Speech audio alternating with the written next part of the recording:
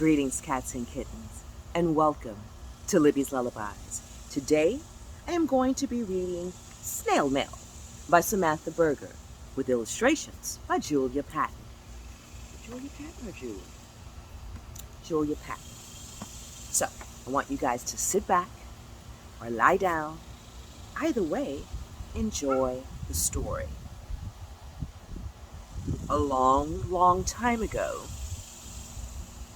but really not that long, before email and texting, clicking and sending, mail was delivered in a much different way, a much slower way. It was called snail mail. Many suspected it was called snail mail because snails delivered it. Snails like Dale Snail, Gale Snail, Colonel McHale Snail, and Umberto.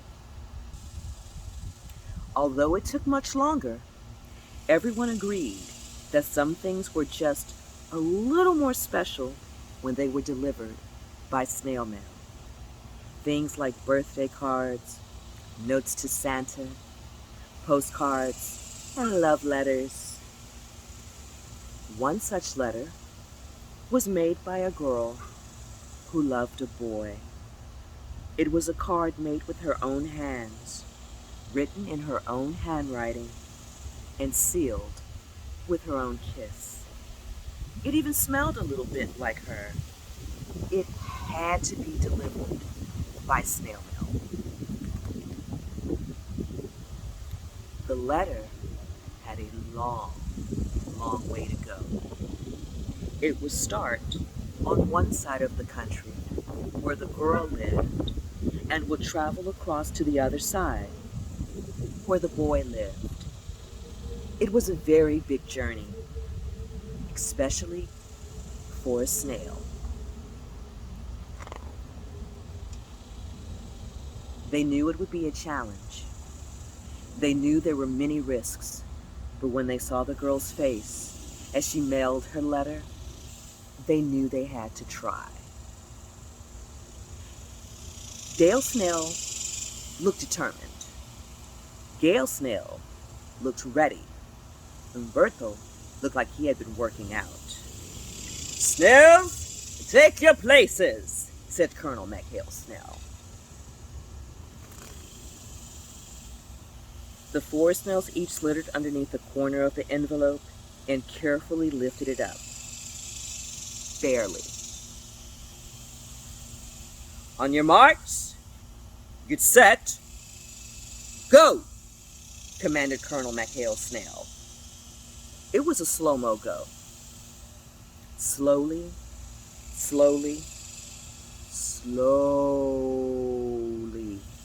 they inched forward. "Remember the snail mail promise," said the colonel. "Neither rain nor snow, nor heat nor hail will stop a snail from bringing the mail." They started their journey crossing the desert. There was bright golden light in the day and a sea of silver stars at night. There were spiky, prickly plants and giant building block rocks. The envelope kept them shaded from the hot sun and protected them from all kinds of curious creatures. Steadily, they made their way through red rock canyons with dripping sand castles and rippling dunes. And though they were very tired and very thirsty, the whole time they chanted their snail mail motto: "Neither sun nor rain nor heat nor hail will stop a snail from bringing the mail." Next, they trekked over vast mountains and through thick pine groves, past shimmering cool lakes and sweet green meadows. And every day, they saw a rainbow. Sometimes, even a double rainbow. The sunsets here were so breathtaking, even Colonel McHale had tears in his eyes. but he insisted it was only allergies. Okay, boo. And even though their progress was very slow, there was something special about slowing down to look around and notice Vegas, Mount Rushmore, Yellowstone, Jackson Hole, Slowpoke Lane. What an amazing place the country was. They wound their way through cornfields and crossed flatlands. They used the envelope to surf on the wind and to catch rides with sparrows.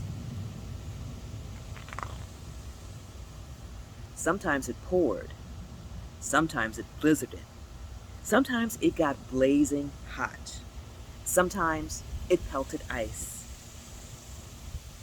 Sometimes it did all of those things in one day. But the snails were determined to deliver the mail.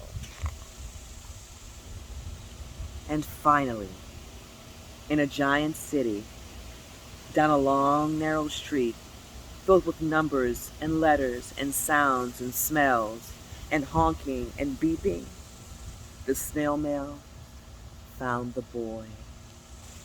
The boy opened the envelope and saw the girl's letter. He saw it was made with her own hands, written in her own handwriting, and sealed with her own kiss. It even smelled a little bit like her. When the snails saw the boy's face as he opened the letter, they knew their journey was worth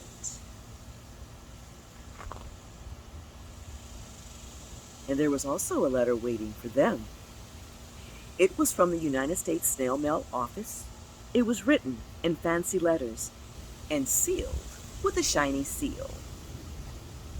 Inside, they found a letter congratulating them and 4 golden medals for good service. It was something they could have only gotten through snail mail. Neither sun nor rain nor heat nor hail could stop those snails from bringing the mail. So they headed home to tell their tale. Only not slowly at all, because snail mail finally got an airplane.